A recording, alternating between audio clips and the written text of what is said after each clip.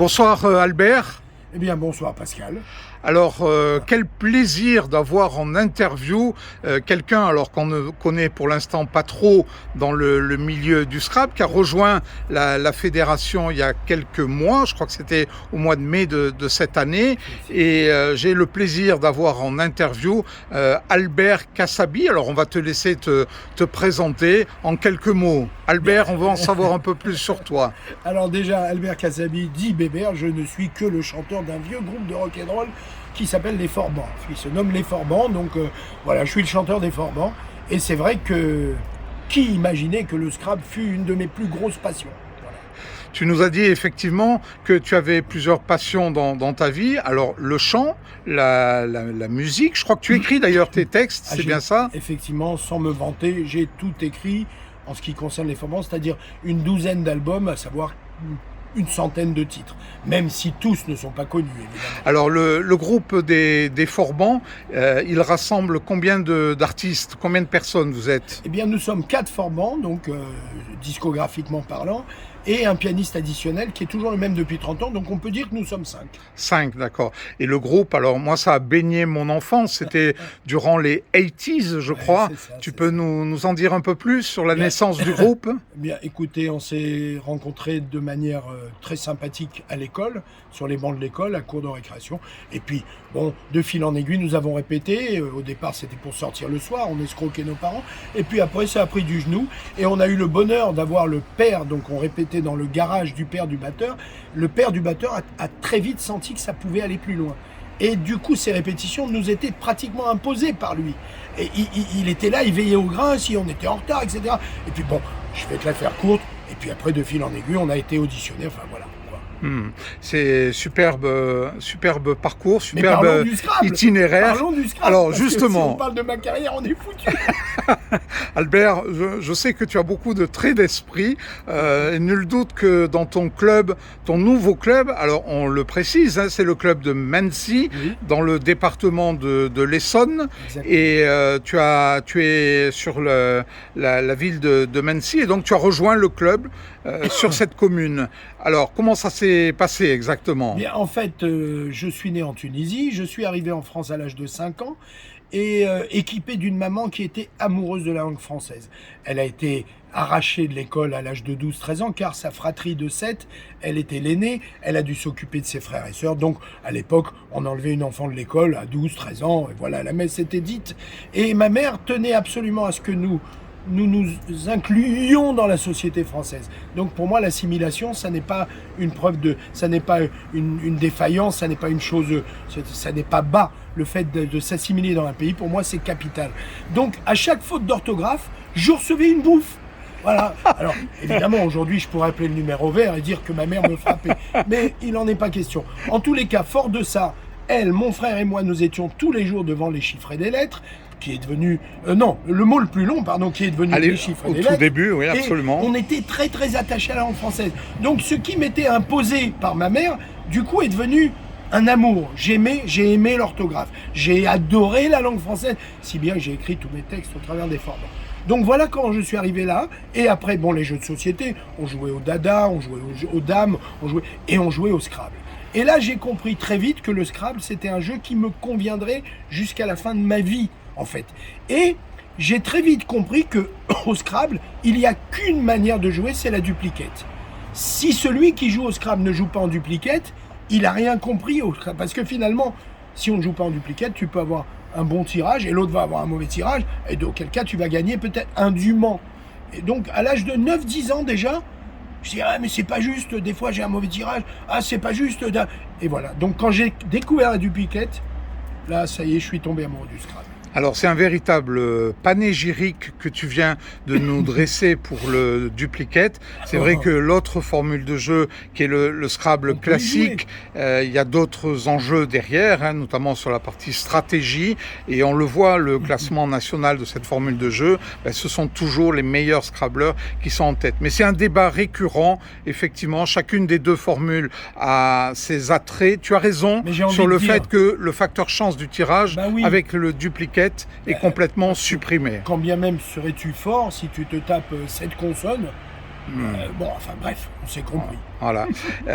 Écoute, c'est très bien que tu nous livres ce témoignage. Et puis, tu as fait référence à ton amour de la langue française, de l'orthographe. Oui. Et effectivement, le Scrabble met en évidence, sert l'orthographe et la langue française.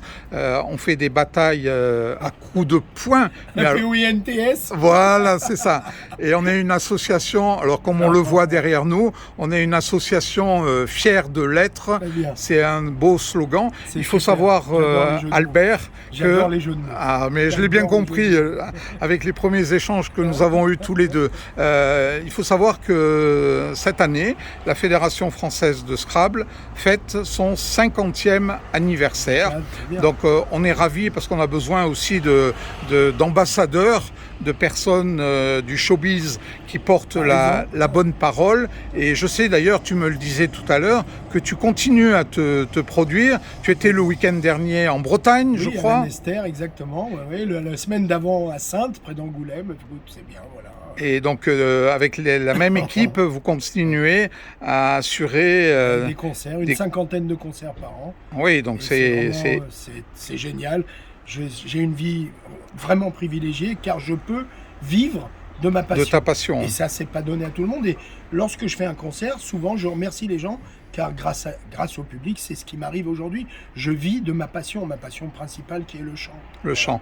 Alors, pour la petite anecdote, tu sais, Albert, que cet été, il y a eu les championnats du monde de Scrabble francophone qui ont eu lieu à Montauban, c'était en France. Et alors, il y a une partie du championnat du monde où on a joué le mot Forban. Parce que le mot est dans le dictionnaire. Alors, il y avait l'anagramme Bafron, B-A-F-R-O-N-S, mais Forban rapportait plus de points. Et donc, c'était ce qu'on appelle le top. C'était la meilleure solution. Imagine-toi que je joue très souvent contre mon ordinateur parce que, bon, bref, et je l'ai eu une fois. Ah, et aussi. j'ai fait une capture d'écran. Je ne peux pas choisir, c'est l'ordinateur qui a sorti les lettres et j'ai dans mon téléphone cette capture d'écran. Et effectivement, à part Bafron, j'ai préféré mettre Forban. Je me doute, effectivement. Bel hommage au groupe dont tu es le chanteur. Alors, entendu. Alors, c'était cette petite anecdote à laquelle je souhaitais faire référence. Et puis, moi, j'ai quand même, alors pour terminer cette interview, je souhaiterais d'une part que tu nous fasses part d'une petite anecdote, quelque chose qui t'a marqué dans ta vie d'artiste. Et puis, je voudrais aussi qu'on termine cette interview par une petite chanson. Alors, a cappella, on va avoir le plaisir. Je ne sais pas si tu as tes baskets avec toi. Je vais avoir l'impression d'être au travail, mais tant pis, allons-y. Ouais. Alors, l'anecdote, je vais te faire une petite anecdote courte.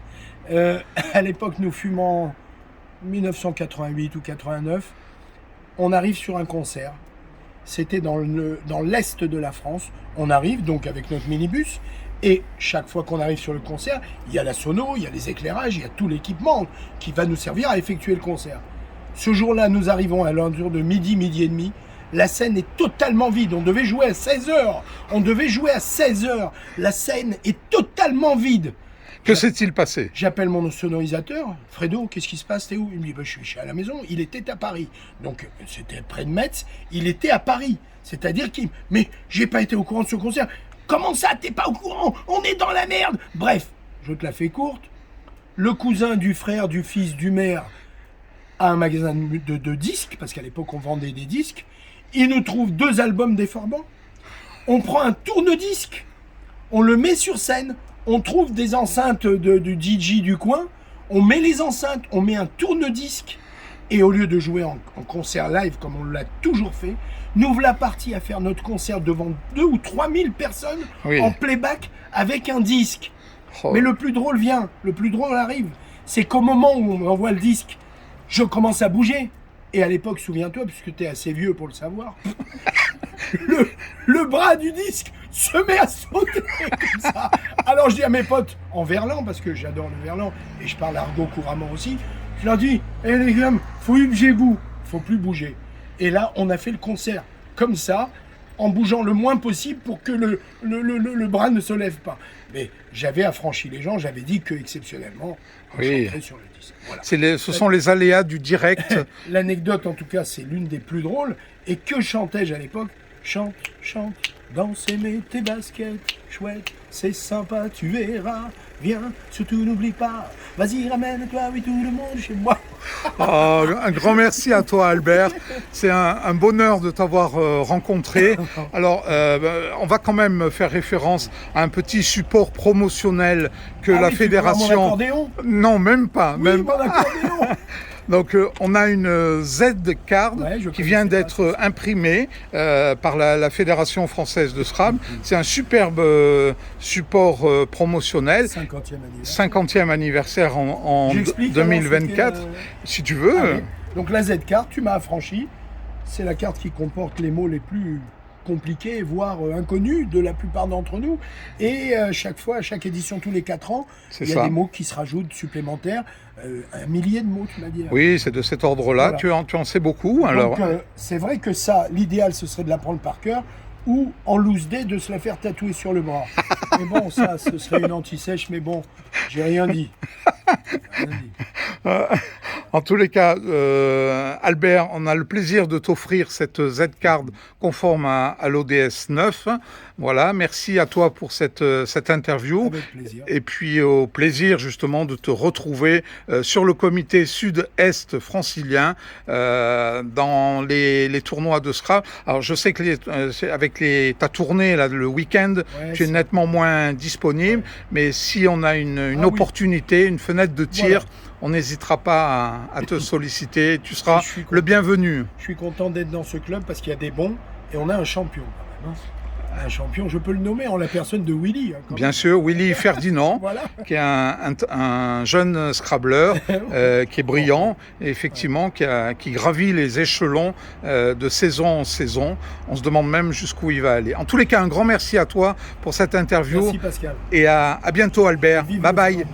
C'est sympa, merci. Ciao.